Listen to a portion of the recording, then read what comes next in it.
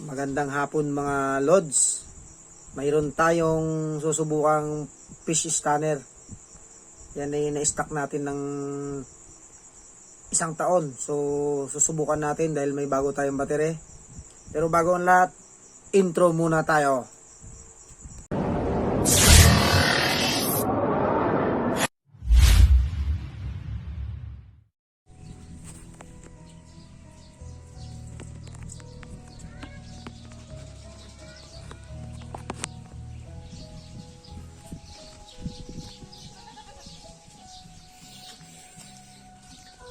Magandang hapon mga lods. So try natin spark yung standard natin. Ito. Matagal na stock. So testingan natin yung lakas niya pa kung okay pa. May bagong dating tayong battery.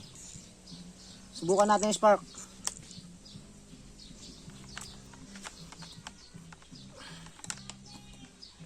Tingnan niyo mga lods.